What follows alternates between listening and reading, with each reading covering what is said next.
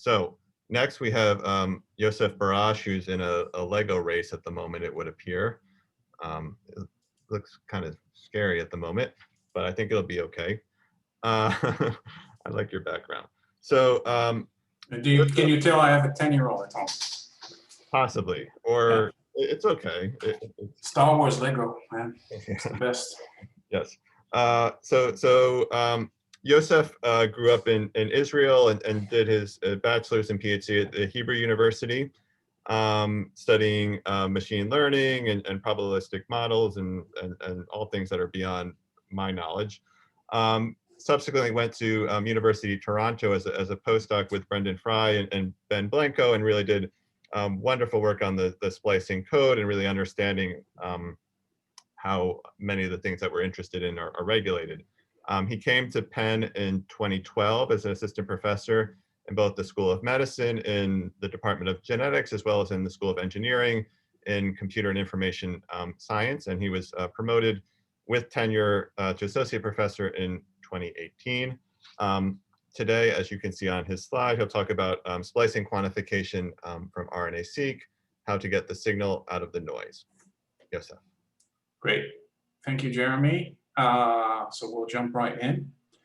I'm going to talk about splicing quantification from RNA sequencing, and hopefully we all want to know how to get the signal out of that noise. Obviously, there's a lot of noise involved.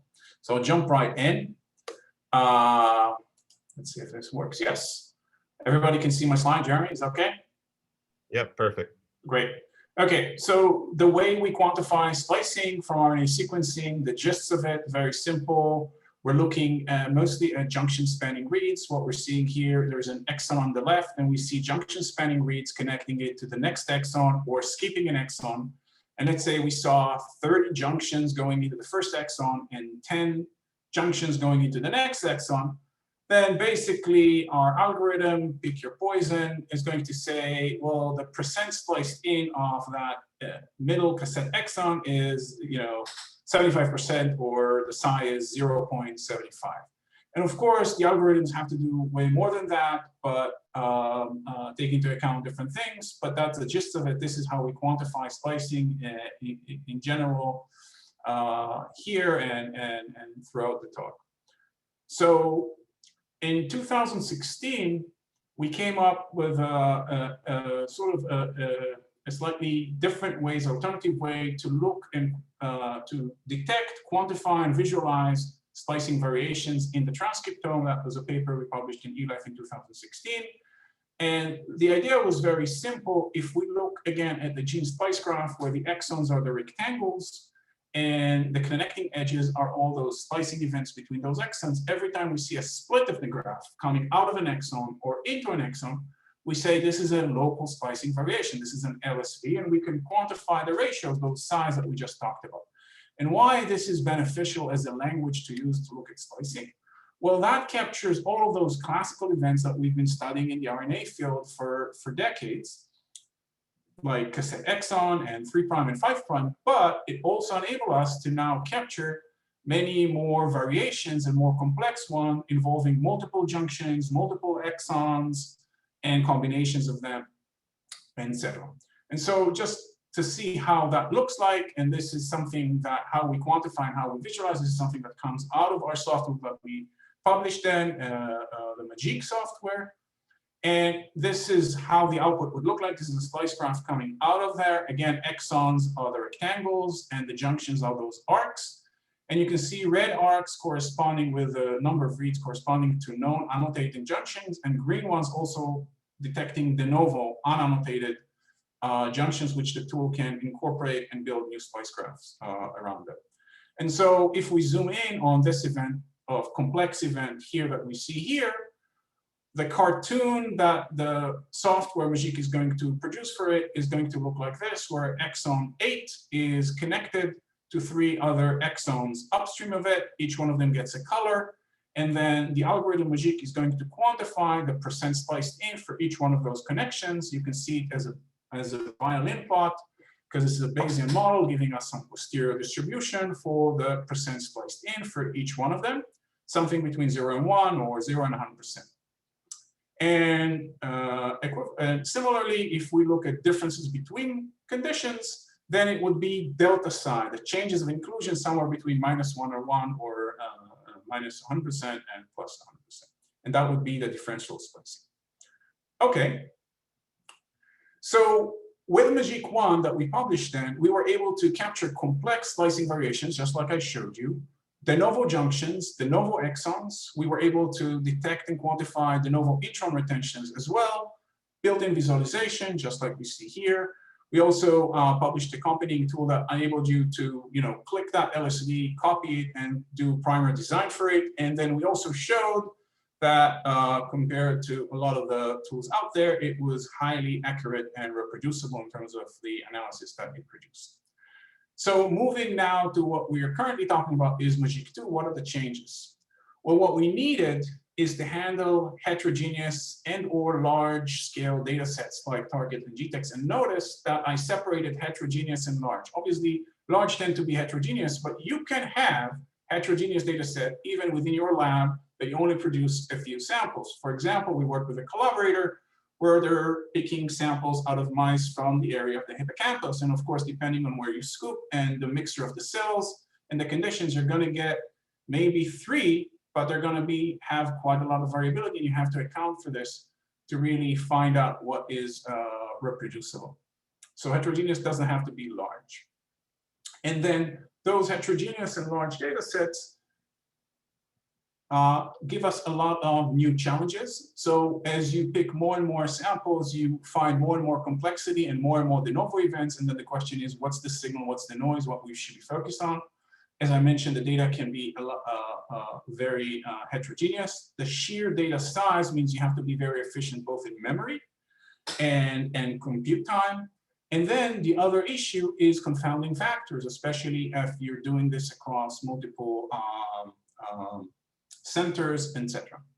And so let's start with those, that last one as a challenge. And what I show here is this is a simple, small data set. Okay, so it's not multi-center. It's something that you could have produced maybe in your lab. This is a collaborator from Penn. And we have those samples. Now, instead of psi between 0 and 1, we have color codes for the psi values, but events are the rows here and the samples are columns. And if you cluster them, you get this clustering where you see very clear 3 clusters.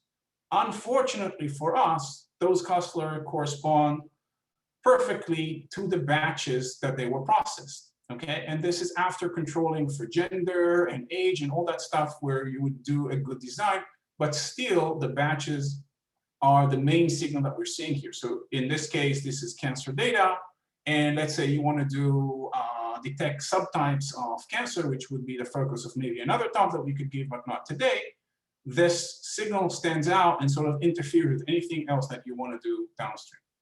So what do we do? So you say, okay, we want to take those psi values, those inclusion levels, and clean them out, cleaning out those junction spanning reads, correcting them. So now I get corrected psi still between 0 and 1, corrected, and now I can do differential splicing, I can do clustering, whatever I need to do. So I just need to apply a tool to do this, and then I can go about analyzing my queso data in this case.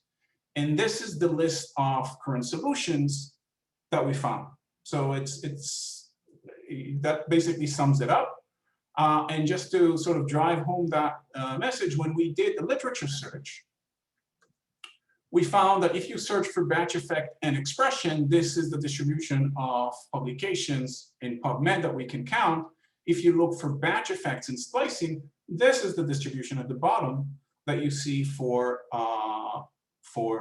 these publications. So there is a lack of tools to do this psi correction. Just to be fair, if you want to do differential splicing and just get that, there are several tools that will do differential splicing with known confounding factors. But as far as we know, for splice space, to do that correction also with unknown confounders and give you a corrected psi, we are not aware of such tools. And the lack of publications maybe possibly point to the lack of awareness in the field that this is a major issue. And the question, well, is it a major issue? So we went to check because we didn't see publications that map that. And this is the target data set. So this is ALL cancer data, several hundred samples, is a highly used resource by many labs. And this is a two-dimensional UMAP embedding of the variability between the samples. And this is for expression data, okay? And what you see here, two colors representing the difference in sequencing machine that were used for this data. And you can see very clear differences. 6.7% of the variability can be in this data can be explained by the sequencing machine. The symbols that you see here is the same patient, different samples, both primary and relapse samples, some of them from different sequencing machine, and you can see that they basically cluster by the sequencing machine, unfortunately, although it's the same patient. Okay, so you might say, okay, this is cancer, and I don't do cancer, so I don't have to worry about this. This is ENCODE data, RBP's knockdown, which you might very well be using all the time to go after hypothesis in your lab. And this is 36 different batches. And again, the embedding, and you can see it's very clearly embedded by batches. And this is, the marks here are UTOAF to knockdown, and you can see that those samples don't cluster by the fact it's the same RBP, but by cluster. Okay, so that's expression, which there's a tool to fix. What about splicing? And here are the results for splicing, and you can see it's even worse, right? So it's 15.9% and 46%, and very clear batch effects. So in order to handle this, we developed Moccasin, which is a new tool. There's a bioarchive for this already available, and we're currently busy submitting the revision for this with updates and improvements for the model and the paper. But let me show you how it works. So this is ENCODE psi or delta psi for the knockdowns. After we fixed it, you can see that U2AF samples now cluster very nicely together. Only 4.3% of the variation is associated with batches. As you can see, they're all together. And this is target. This is what we put in the bioarchive. And you can see now that the samples from the same patient very nicely clustered together. And we were able to remove this. But at the same time, look at this figure. And this is something that we didn't include in the original bioarchive paper. You can see very clear clusters here in structure, and we were wondering about this. So Moccasin also allows you to correct for unknown confounding factors. And when we do this, we can get rid of this. But then the question is, what was going on here? So we checked, and then we found in our annotation that what we missed is there was also differences in the cells that were used, the B cells and the T cells, which made perfect sense, and that was that major signal. But some of those samples missed the annotation. So based on this analysis, we were able to infer the annotation and redo the analysis, which is something that we're going to include in the revision. And now you can see those left and right are those two cell types, and you can see the mixing, and you can see the separation for primary and relapse, and correction for sequencing machine. So for me, the picture on the right that you see here is extremely satisfying. And just to show you the effect on true signal, we're comparing primary versus relapse in those samples. And on the y-axis, you see primary versus relapse when it's the same sequencing, it's a different sequencing machine, sorry. On the x-axis, it's primary relapse when you're using the same sequencing machine. And on the left, you see before we applied Moccasin, there's good correlation, but after we fixed it with Moccasin, you can see much, much better correlation. We have similar results for ENCODE as well. Okay, just going back to the original data set from the collaborators, you can see that it also fixes it, which means I would highly encourage you, if you have a data set and you suspect, you should be checking whether you have confounders or whether you have batches, even if it's your own lab.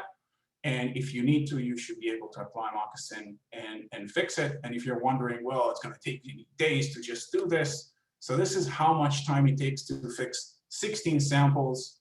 What you're seeing here, the y-axis on the left are seconds. So we're talking about 40 seconds time to fix 16 RNA sequencing samples, doing this batch correction. These are Magic files after we process them and then pour them out as output. And the memory consumption is less than 1 gig, so that means you can run it on your laptop. So it's very efficient.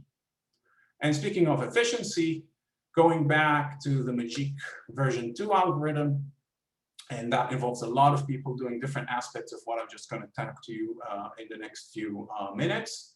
that are shown here on the left. So in terms of efficiency, Magic 2 is so much more efficient. To illustrate that, this is 13 GTEx version 7's tissues, almost 1,200 samples. Single desktop machines with 12 threads is able to process this data in 12 hours to build the splice graphs for all the genes and 18 hours to quantify all of them. And since then, we've processed GTEx version 8, the entire of it, which is almost 20,000 samples. And I'm going to show you results from GTEx version 8 for all the brain subregions in there. And so here is, again, the issue of, and one thing to say before that is we also studied extensively the performance in terms of accuracy for this new version of Magic, and we have extensive comparisons to all the tools that we are aware that are supposed to process large data sets. We're talking about Whippet, we're talking about SUPA2, and RMATs, and Leafcutter, and I'm not going to show you this because I don't think that is the major interest of this specific audience. If we had more time, if we have questions, we can discuss this. But the bottom line is we compare very favorably. Okay, but again, signal from the noise. So one major issue when you process such data sets is you see this, what we call the water fountain effect, where you see a lot of junctions. There are dashed lines here because they don't actually appear in that specific samples, but you see them in the data set, or very low coverage. And so how do you clear them? You can clear them with Magic during the processing, where you can remove a lot of those lowly included ones, but you can also clean them in the visualization, which is what I'm showing you here. So this is the splice graph, and if you click on this and you say simplified U based on the thresholds, you get the same gene much more simplified. So you can focus on what are the major splicing variations that you can see. And the next element, again, to try and tease out the signal from the noise is the ability to look at the various LSDs and combine them and then classify them. And so here's a story. I was a few years ago, I was in Cold Spring Harbor, RNA meeting, and I was talking to this prominent BI, and I was asking him, hey, why don't you use Magic for your analysis? And that PI told me, look, you know, I believe you that all the complexity that you're showing me is very real. And I believe you it's very accurate and it's very useful. So if I want to study a specific event and I want to see that it's real and I want to quantify it, I'm going to use it. But the problem is I need a list of all the cassette exons, and I need them in a table format so I can process them downstream for clustering or studying the effects of RBPs related to them, etc. And this output is just too complex for me. You don't give me that list, you don't give me that table, it's too complex, I can't process it. And that really stuck with me. How can we address this need while maintaining the view of the complexity and understanding all the de novo events and all the complex events, etc. So what we came up with as a solution to this is the ability to classify different types of event using modules. So what you're seeing here are different splice graphs for different genes, and you can see they are divided to regions that are not overlapping, and each region is like a self-contained regions of splicing variations, and now we can classify them based on the variations that we see them. We can also combine them with the simplifier to clean them out, clean out the noise, and also within each one of them classify whether they involve a cassette exon skipping event, a 3'-based splice variation, etc. And so let me show you how we can put this type of classifier into good use. What we did here with GTEx version 8 is we compared cerebellum and cerebellum hemisphere, which is in this case basically serve as biological replicates against all the other brain subregions. And so we look for consistent changes where in both cases they appear as differentially included, and we're focusing here on the events that you see here on the top, which is these cassette exons differentially included in cerebellum. Again, we're comparing to all of those regions.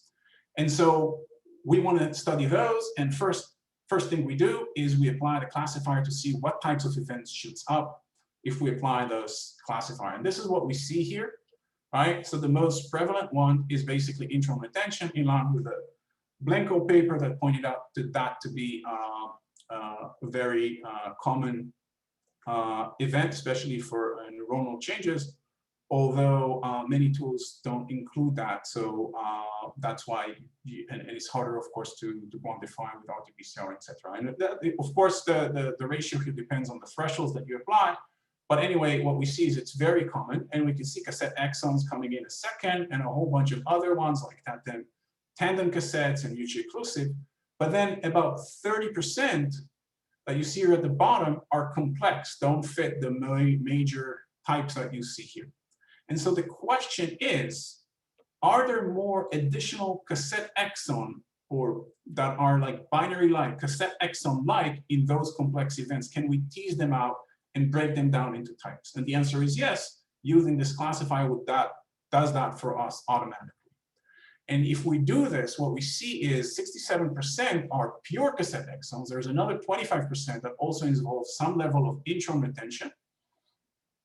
And then there's a whole bunch of others that are more complex, about 8%, that involve other variations, but also include cassette exons. And now we can ask interesting questions, like we can say, are there differences between those that contain the introns or not, or gain more power by having more of those events and combining them together to do the analysis, which is what I'll show you now. So if we do this and we say, what makes those cerebellum-specific cassette or cassette-like events special, and we look at motifs in their upstream 300 nucleotides, we map all the enriched K-mers, 5-mers here, and we focus on those ones that are highly enriched here on the bottom right that you see here marked with purple. And these are the top K-mer motifs. And what are those? Well, fortunately for us, that corresponds very nicely to previously understood biology by a series of papers published beautifully from my postdoc advisor's lab, Ben Blanco, regarding NSR 100 and its partner in crime, SRSF11. And so what you're seeing here is we have a microexon, and indeed we see a lot of those are microexons, but not just microexons. And we see this binding motifs here upstream, where NSR 100 and SRSF11 would bind to do neuronal specific splicing. And indeed, and so again, these original works were done in mice, and I'm not aware of them mapping previous work that does this mapping in human across GDEX. So that is a very nice confirmation. And if we look at expression for those, we see support for those two regulators that would be regulating those two highly expressed in cerebellum specific. And if we do a motif search for cerebellum increased inclusion, we find this enrichment for those motifs for NSR 100 that you see here at the top, and SRSF 11 that you see here at the bottom, as we expect. And that is a great story, but the interesting part is maybe there's other regulators or alternative regulators that could be explaining this, right?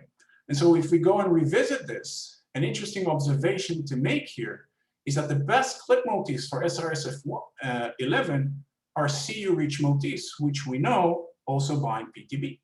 And that ties into a previous story that we published when we published that eLife paper on Magic, when we showed in mice that for PTB1, there is a de novo unannotated cryptic exon that introduces a PTC. And the inclusion of that drops the levels of the functional isoforms increase across developmental stages. In those late developmental stages is where also a lot of those neurons develop. And in the cerebellum, we know that there is a lot of enrichment for neurons. And so coming back to our data and doing the Magic analysis, what we see here is this is the map now for human. This is the specific event that you see here. You can see it's very complex for exon 13. The cartoon is shown here on the left, and we can see different types of variations in human that we see in GTEx, including truncated intron retention and PTC introducing exon. But the most important thing is that for cerebellum specific, we can see a significant drop for the isoforms, for the full length isoform. And just to explain what we're seeing here, every dot in those beehives is a sample from GTEx. So we are able to visualize and process and represent and capture analysis across all GTEx with this new type of visualization and quantifications very efficiently. And one of the beautiful things about this is this can be done incrementally, so you don't have to reprocess this. If you have another batch of samples, you can basically add them, so Magic can now work incrementally. You don't have to reprocess everything. So to summarize, the goal is to extract the signal out of the noise, map the transcriptomic variations from RNA sequencing with regards to splicing, and really tease out that signal that we're interested in or we're after. We need a user-friendly, accurate, and fast tool to do all this. And our way to achieve that is with this new version of Magic and Moccasin that I mentioned. Moccasin is already a bioRxiv paper. We're hoping the paper and the tool will be out very soon. Magic 2 is already out. Some of the features are already included. And some of the new features hopefully will be released very soon after we release the bioRxiv for this. Many, many, many people, and we encourage you to use this. There's a very active support group for that as well, and many tutorials. Many people contributed to all the work on Magic that you see here marked in purple, and Moccasin that are marked in green. And this is the funding, and many collaborators that are also involved, and some alumni, and thank you for your time. Okay, great. So, global talking, or clapping. Okay, also talking. Okay, so Max Ferrietti has a question about, I guess, really sample prep. If each batch of samples has its own mock, would you still expect Moccasin to identify problematic batch effects for delta psi calculations? So if every batch has its own, I guess what he's asking is every batch has its own control built in? Yes, I would think. Yes. So that's exactly what happens with ENCODE. You have to give a lot of credit to the people who produced ENCODE, that they were very thoughtful and they did this. So they had that built in, and they also had multiple RBPs done multiple times, like the UTOF that I was showing. And the bottom line is definitely yes. So although you have those controls, right, they by themselves, it's not enough. And I can tell you furthermore that if you just try and compute to that reference and you say, oh, whatever the batch is, that wild type was affected. So all I need to do is just compute differential splicing to it and I should be good. I normalized it by having this. It doesn't work well. It actually doesn't work well. So you have to work harder. Yeah, it doesn't work well. But it's great to have those. Yeah. Very useful. Yeah. Logan Moroney asks, can Magic be used with long read data? Not at the moment. Yeah, not at the moment, but I think it's a very interesting way, A, to expand it, and B, to combine Magic with long read sequencing. So if you think of it, the long reads right now are not very good in quantifying what the isoforms are. They can tell you about the existence of those, but not so much about the quantifications. And also because the coverage is so low, you never know what you're actually missing. So combining Magic that will enable you accurate quantifications plus all the de novo that you might be missing, and then seeing how they combine into full isoforms, functional isoforms, I think that is very powerful, and that's the kind of things that we do in other projects, collaborative projects. Yeah, I guess a question I'll just have is, so for all of us that are making data sets, are there things you would now recommend, or is your Moccasin this, it doesn't matter, well, we can just do whatever and you can fix it? No. I would highly advise against it. Usually I say that if your data is crap, no amount of Magic will save it.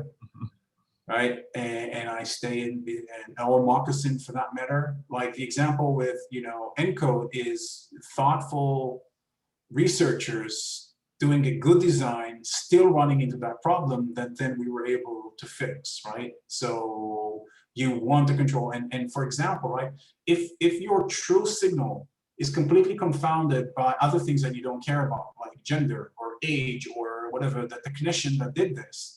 Right? Because one technician did the control and the other, then I can't help you, right? That's not going to be solved, right? Yeah. Okay, one last question. Kartong Tan asks, some of the splicing events are quite complex and span quite large regions, for example, intron retention. How do you accurately call and classify splicing events detected by short reads? Right. So for intron retention, so I didn't get into the details. I sort of glossing over it. So I talked a lot about junction spanning reads and how you quantify them, and I sort of, but I oversimplified it. So that's you know, a person is calling me out on this and is right. You can't do this for intron retention. You actually need to compute some coverage level across the intron and then infer that level of coverage as a psi, and that's what we do in this new version of the algorithm more accurately than we did before. And that some of the adaptations between Magic 1 and 2 is the way we handle this also to do it robustly. But I didn't go into those details. Yeah. Okay, so certainly they can reach out to you though. Yeah. Okay, Yoseph, so thank you very much. And we'll thank Kathy again, and just remind everyone that the next of these seminar series is in 2 weeks on November 4th at 4 p.m. through University of Rochester. Actually, one of my former colleagues, Paul Bouts, is presenting, as well as Clara Kiltkoff. And of course, you can always go to the RNA Society website for more information. So I wish you all the best. And again, thanks for joining us today. Take care. Thank you. Thank you, Jeremy. Thanks, Kathy. Bye, everyone.